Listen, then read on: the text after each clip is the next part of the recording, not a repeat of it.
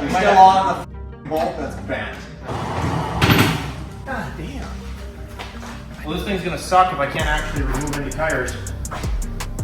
Woohoo! This is so much fun.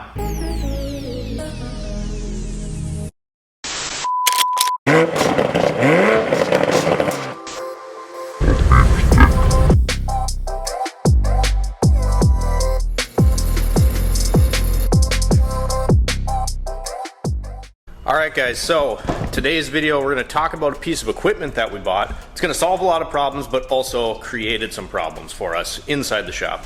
So we're kind of working on rearranging some stuff here, but you can see we got a tire machine finally. Put this out in a short just to kind of show you guys. So it solves our tire machine problem, obviously. We also still need a balancer, so that isn't figured out. We come over here, we got this pile of, not that, but this pile of rotors here. I can't put these in the city dumpster, and so what I've been doing is saving them in this corner till I have about, well, this amount, and then I take them to the scrapyard because these will ruin the garbage compactor, and I don't want to pay to have a metal dumpster here, and I don't want someone bugging me all the time for the scrap metal. So the idea is, you know, I shopped around quite a bit for a tire changer, guys. I was looking at some of the Amazon units, and I just couldn't get myself to pull the trigger, spend $2,000 on the balancer tire changer combo for something I hadn't heard of. I was talking to one of my car buddies, Chris, and he has one of those machines, and it sounds like with even light truck tires, you know, you get into 32s, 33s, the machine struggles. So I wanted something kind of commercial grade, which is how we ended up getting this. So I actually got this from our local Hunter rep. He runs the region up here that I'm in. I remember the guy from my time at Toyota, and that's how we ended up with this machine here. So this is an old Coates machine, and you can see it is absolutely filthy. I wonder, you know, how many tires did this thing, you know, change in its lifetime? It's filthy, so the first order of business we're gonna do while it's here, not shoved in the corner, is we're gonna clean it. Just put this foot back on here. He had the ram out, so we had a little snap ring to install there. But you can see it's a pretty nice unit, nice machine. Just needs a good cleaning. I mean, you look down here by the foot pedals, and this is, you know, this thing's changed some tires, man, in its life. If this thing could speak, it's changed, you know, thousands of tires. So yeah, but works good. This is actually my favorite style tire machine, not only because it's nice and compact and will fit in the corner of the shop. I just personally am not a fan of the machine that basically does everything for you. So I ended up picking up this machine for $800, which was an absolute steal. So originally we had agreed on $1,000, which is still a really good deal for this particular machine. Then he shows up last night. It's a thunderstorm, of course. We're unloading it. He's like, you know what, man, I'm good with $800. I have $1,000 in my hand. I asked him if he was sure. He said 800. So first order of business today is I'm just going to see how clean we can get this thing.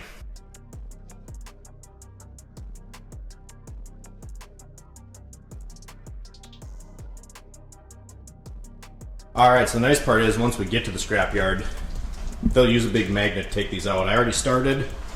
See over here, we're getting the back of the truck filled. James, Cybertruck James, shop neighbor, let us use the truck because we don't have ours anymore. I also don't have a hitch on the Mountaineer, so the trailer, yeah, that's kind of problematic with our new bumper. So, get the rest of these loaded up. Let's take some guesses. How much do you think we're going to get out of this? Cast iron price.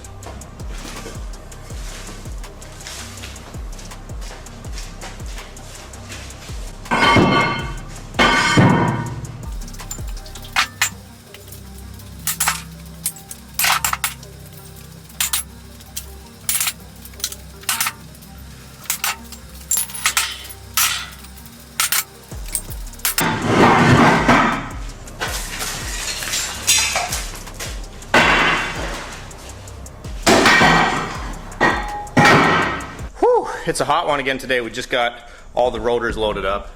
Look at all that carnage, man. Just rusty flakes. Have to sweep this up. Tire machine's gonna go right in this corner next to the press. I wanna take some bets, guys. There's all the rotors loaded up.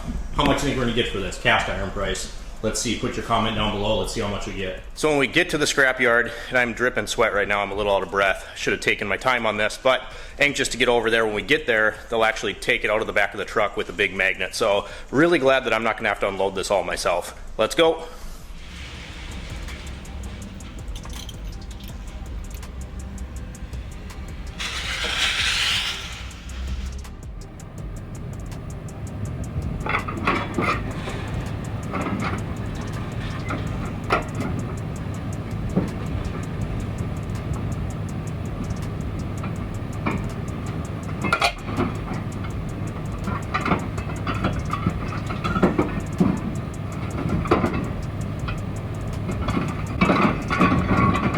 made it. It's hot, like I said. Scale ticket here, 2,080 pounds. I'm sure they round, you know, a little bit, but $119.60.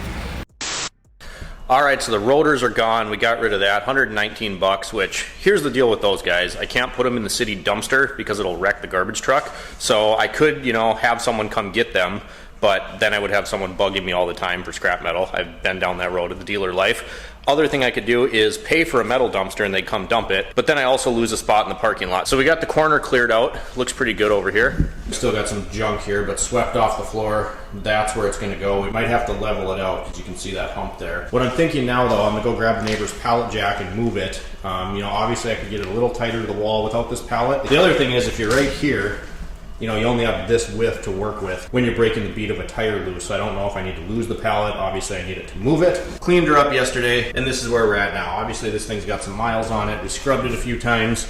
Looks better than it did. All this, you know, bead seal, that stuff's not going to come off of there. But the next order of business is to take it, move it over there.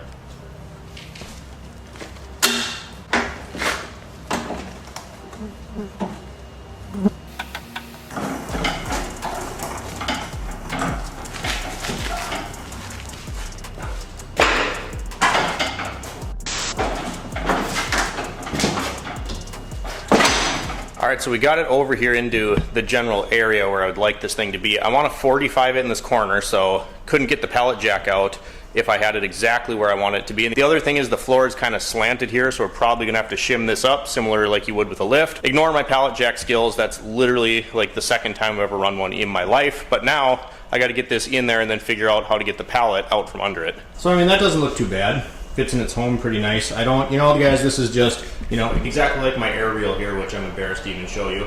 You're doing a lot of this stuff just by yourself, you know, you kind of end up with Mickey Mouse, you know, so, I mean, I don't think it would hurt anything to leave it on here, but you only have this much width. I want the pallet gone. There's no real good spot to lift this thing. Originally, I was going to use the max jacks to lift it off the pallet, but the max jacks only go so high, so it was kind of hairy there. But this is essentially where its home is going to be. Next thing we got to do is route an airline from the compressor, which is back there behind the acetylene tank, go up over against the wall, and then down to our machine. We got to get the tire machine video done here. So we got Megs behind. Where are you? There you are. Where's Orville? Over in the corner. Ryan's going to grab his truck. So our plan is to get Ryan's truck, go to my old man's garage, steal the cherry picker, get this thing off of the pallet because it's going to be a pain in the ass sitting on the pallet. So we're going to do that. Then we're going to make a Harbor Freight run, and we're going to go from our air compressor. I'll show you here. Don't look at that. It's sketchy, but it works. We're going to go through this little tripod dealy bob here. Then we're going to follow this up, go all the way across the wall, and over to the tire machine.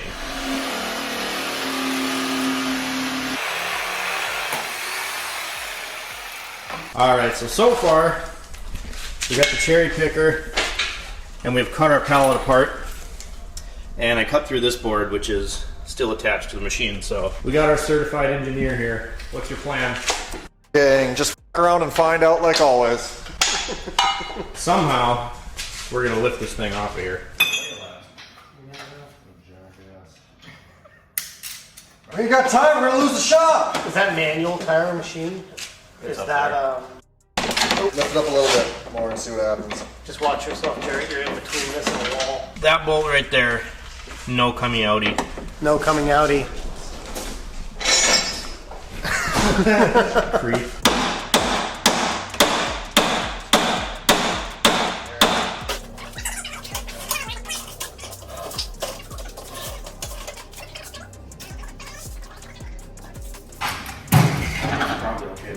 You want this to come out.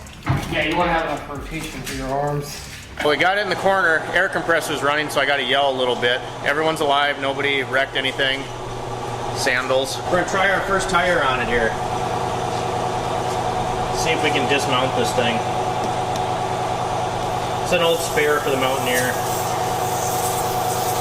One-handed.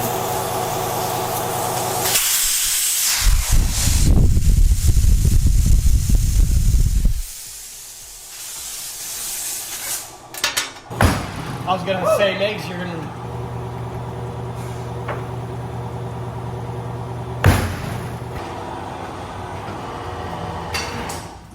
damn. Wait, should we tell a story? I gotta get my Like a light. scary story? If you can shine a light over this way, then. This is what happens in your ghetto shop when you don't have a breaker that's good enough. So we're gonna turn some other shit off. God damn. Well, this thing's gonna suck if I can't actually remove any tires. Woohoo! This is so much fun. This is it right here. Whatever the fuck you want to plug into this would be good. So we kept popping the breaker, obviously, just on the cell phone right now, but we came back to our storage room and there is that glorious glory hole right there. So not the way that I would like to do this, but we're gonna run this extension cord right here. Oh, dang it. Oh. I can get it. We're gonna run this over to this plug and then run the tire machine that way, because the compressor and the tire machine are both sharing a circuit, which is shared with my office area and the rest of the shop. And it's a 20 amp breaker. Yeah. So that's not ideal. So we're gonna try this, see if this works.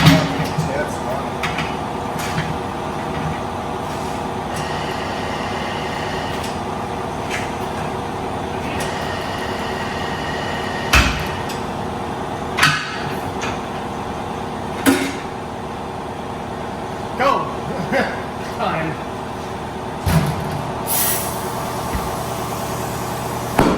Oh, that was lucky. So that's where we're at right now with the tire machine, you guys. Super glad that we got this in here. The shovel head down below on the debeater, that does have a little bit of an issue. The seller informed me of that, so it's all good. I don't know if it's like hydraulic leak or return spring, anything like that. If you look right above my head, we did end up running an air line a little bit better along the electrical conduit. This is a tiny shop. We got a car in here right now. This Nissan Murano, and you can see not a ton of room here next to the tire machine. It's all good though. It's all going to work out really well. We have it in here. We still have to, kind of figure out. We obviously showed you our sketchy electrical supply. So a couple things to work out. This shop right here and the back office area only has a 20 amp breaker. So that's kind of an issue. This whole shop, you guys, it's small in here. I'm kind of in a unique situation with the rent deal we have going on right now. I'm actively looking for something to purchase, but if you haven't noticed, the market isn't exactly great. So this is where we're at right now. Glad we got this thing in here. The next thing that we have to do is figure out where to put a balancer. And like I said, there's not a ton of room, but what I would like to do is relocate the press and our little grinding chopping station here and put the balancer, somewhere in here. So that's what I had for this one, guys. Just wanted to show this because this is a piece of equipment that we absolutely needed inside the shop. We couldn't do tires, now we can do tires. I am in the process of finding the balancer and also getting a commercial tire account set up. If you guys enjoyed the video today, drop me a comment down below. Like and subscribe if you have not already. And as always, thanks for watching. We'll see you next time.